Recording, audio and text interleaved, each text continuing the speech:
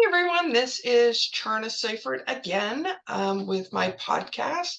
I work for Transparent Talent Solutions, and we've been talking about how to find a unicorn, which the bottom line is there are no unicorns out there, but I want to provide you some tips and tricks to help you recruit the best person possible.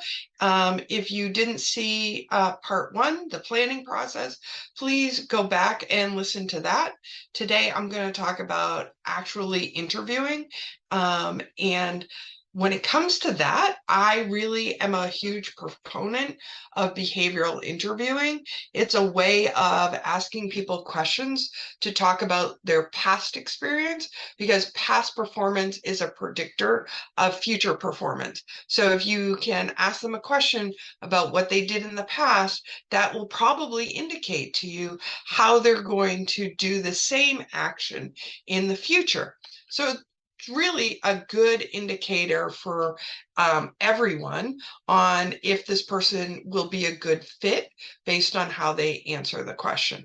So there's a lot of the structure of an interview process that you should be aware of going into the interview. So when you sit down with a candidate, first be prepared.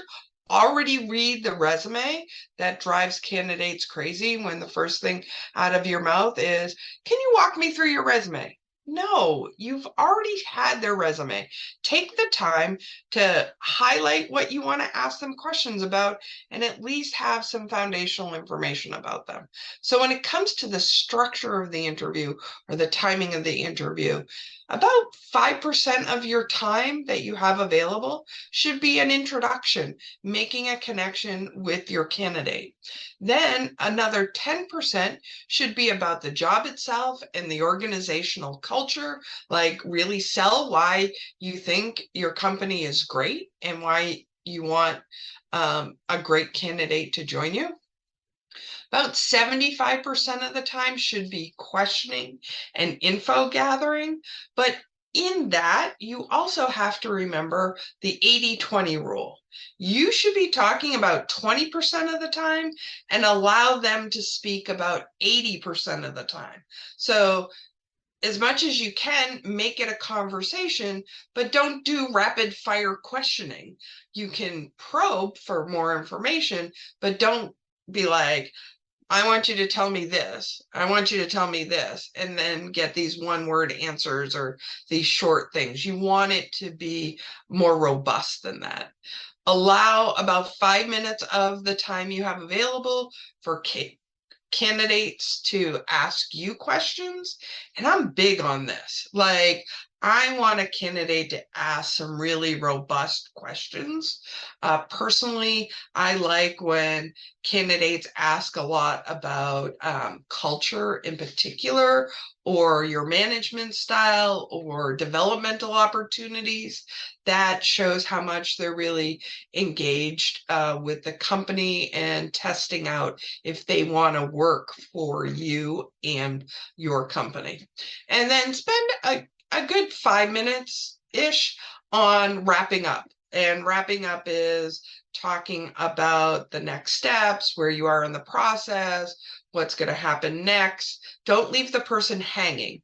Tell them, we're interviewing more people and someone will get back to you in a week or 2 weeks or whatever it is. Don't leave them hanging. Let them understand where they are in the process and how much of the process is still to come. So if you turn around and say, we're really in the beginning of the process, you have at least if we move you forward, you have at least 2 more people I want you to interview for, and then we will make a decision. That would be great. Don't go into, as we talked about in the first podcast, don't scare them away by saying, "I need you to interview with 10 people." That is not, like, people are going to back away. And don't be vague about how much interviewing the person is going to have to be. Know that up front and be upfront with your candidate about that. And so I want to then just jump into what behavioral interviewing is and how to frame the questions. So again, it's asking them about the past so as a predictor of the future. So some of the ways you can frame up those questions are provide me an example of, can you explain a situation where, describe a time when, tell me about whatever and how you handled it. So in a real example, I might say something about, tell me about a time in which someone was really aggressive to you and how did you handle it? Or give me a situation where you had conflicting priorities and how did you resolve those? That is framing the question in a behavioral interview style. And again, you listen to what the story is that they tell you about the past, and it's a pretty good indicator of if they were faced with a similar situation, what they would do in the future. So I do want to spend a little bit of time, and I kind of alluded to it in the first podcast, but when you do interviews, you need to have a plan. And to start the plan, you really need to know what competencies are really important for the job. And every manager I've ever worked with, they are really good at asking technical questions.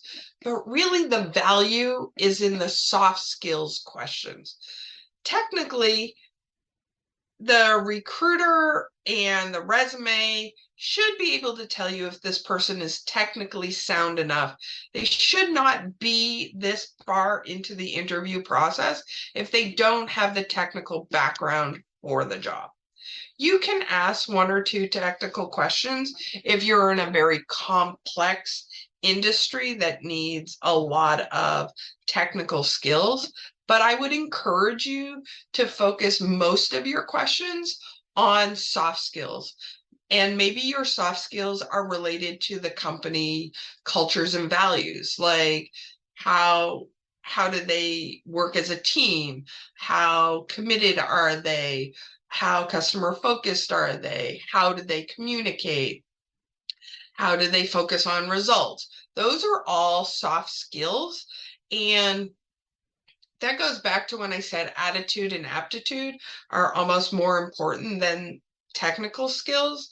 Like if someone comes to the interview and they can't tell you a good team working or team building example, and your organization works mostly in teams, that could be a red flag.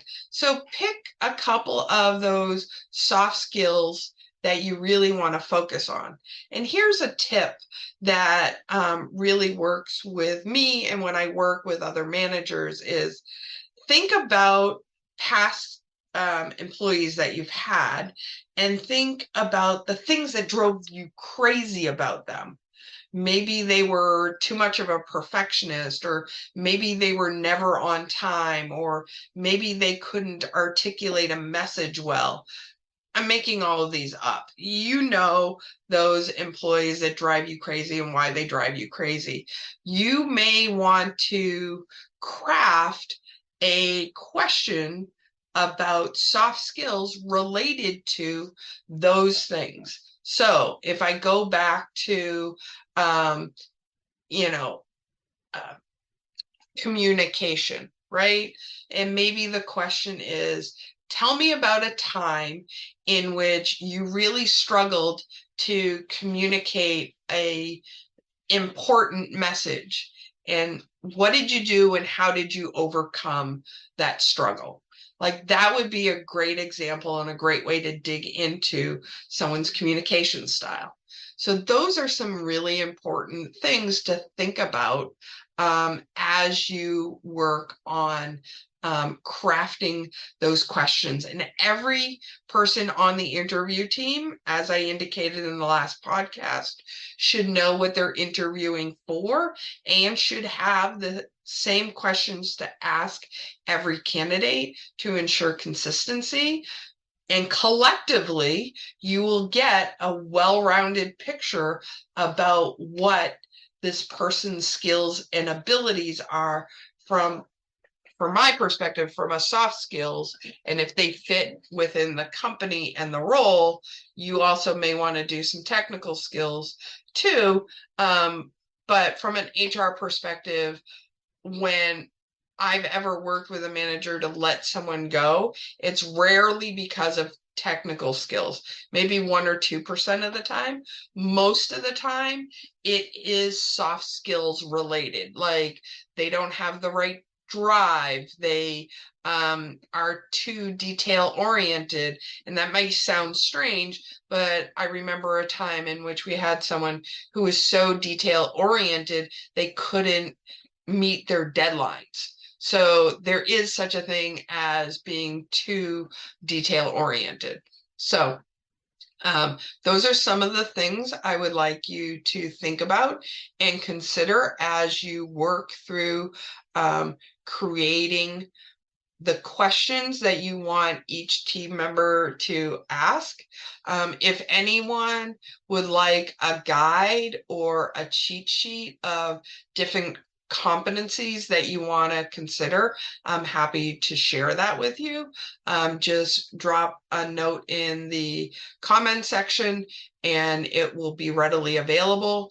I am also loading this on our website at transparenttalengsolutions.com, and there will be in the future some forms and some resources that you can download for free to help you through the interview process.